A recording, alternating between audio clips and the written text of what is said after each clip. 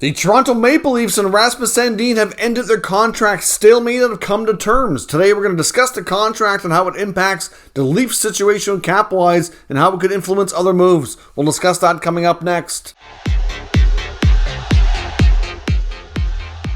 So welcome back to another video here at Top Shelf Hockey. As I mentioned, we have some pretty significant news out of the Maple Leafs organization. They've finally come to terms with the young RFA defenseman Rasmus Sandin. Of course, the blue line for the Leafs has been a little bit beaten up here early in training camp and the preseason, so it really put that much more emphasis on the importance of getting Sandin signed so he could obviously get into into camp and get into the lineup here in the near future. Word has he was still over in Sweden, so I don't know how quickly we're going to see him arrive in Toronto and actually get into training camp. So we'll see on that. It shouldn't be too terribly long, I wouldn't think, and there's still time for him to get in a few preseason games as well to make sure that come opening night he's fully ready. Now the contract's a 2-year contract at $1.4 million, essentially matching the AAV of fellow RFA defenseman that signed earlier, Timothy Liljegren. Now it's been reported that the asking price of Sandin and his agent Louis Gross has been as much as $2 million. It's changed over time,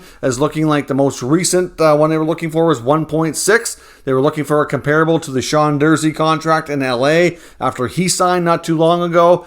So they had lowered their ask, but the Leafs had made it clear they were not budging. This was the best they could do. So essentially, though, they gave him the second year of the deal, which will be the important part for his qualifying offer on his next contract is 1.6. So he'll earn the 1.6 next year so that he can basically be guaranteed that or more on his next deal. So they've ended the stalemate, which is important here. He is getting a big signing bonus. His actual salary for the coming season is only $750. The rest is a signing bonus. So how does this impact their cap? We already know that as of today, before this deal was done, the Maple Leafs, at least based on their NHL roster, of course changes can still be made here as we go through the rest of training camp, but they were over the cap already, just shy of $1.5 million. So now with this Sandin contract on the books, that puts them over the salary cap here, and I'll give you a snapshot of Cap Friendly's website here to show you where they're at. It's $2.89 million and change over the cap as of right now.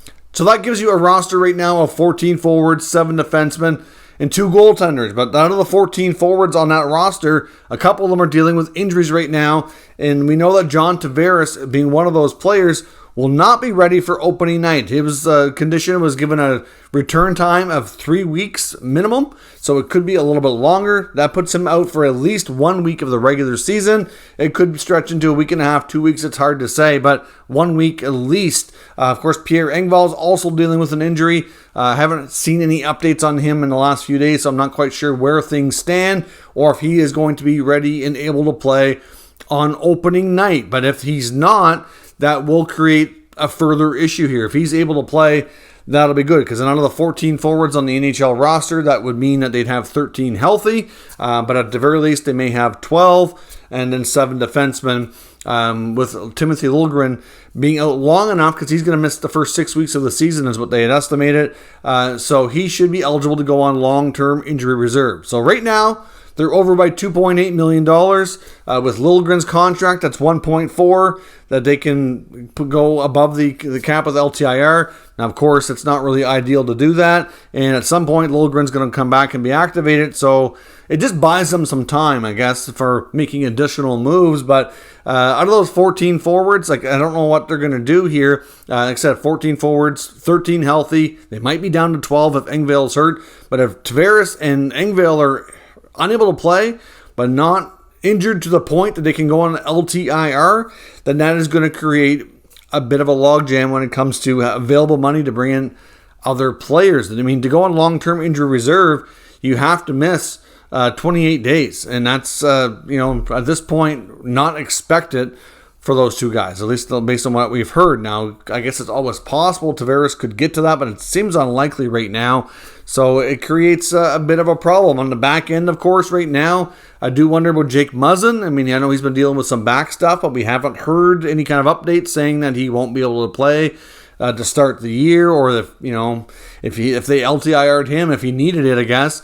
That could create a bit of an issue, or solve a bit of an issue, but by putting Liljegren on LTIR, that takes them down from the 2.89, obviously down to back around the 1.5, because essentially the Sandeen contract will offset the Liljegren contract since the AAV is the same. But the other factor here as well is that they have Zach Aston Reese on a PTO, who many believe they really would like to sign.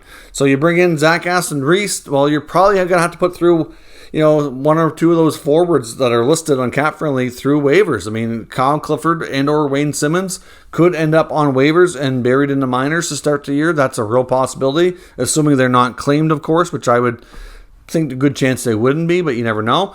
So if you put them down, that creates another 1.6 million in space. So something's got to give here. Depending on who's healthy will determine the exact opening night roster. I mean, maybe you want to bring in a guy like Nick Robertson to give him a chance to play. Obviously, you get guys like Joey Anderson, Adam Gaudette. Like, they haven't quite, finalized who's playing where. Some of it might have to be who's on the roster. Might be more determined by their contract than their actual play. It's tight.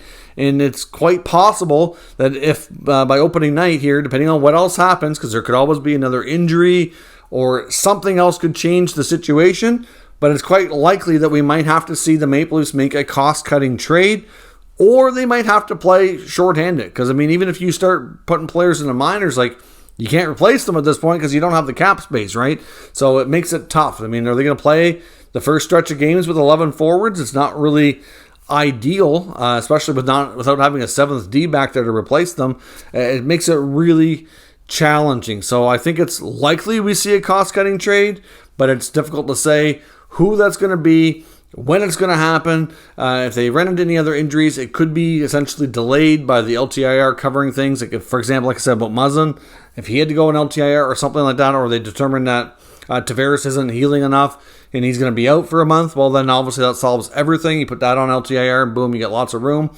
But not really an ideal situation. So at the end of the day, they're going to have to make moves of some kind. I don't know that they can solve this, though, strictly by putting a couple players through waivers and juggling who's on the NHL roster versus who's not.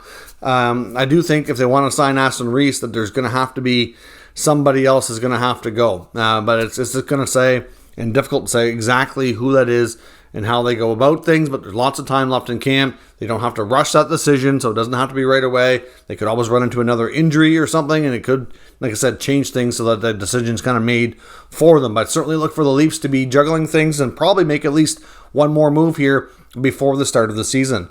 Let me know your thoughts on the Sandeen contract and how the Leafs are going to handle the salary cap overage to become cap compliant for the first part of the regular season. Let me know your thoughts down in the comments. We'll talk about it further. Of course, if you're new to the channel, make sure you subscribe and stick around. We'll keep you up to date with all the latest news, rumors, and analysis on all 32 NHL teams. Thank you for watching, and I'll catch you next time.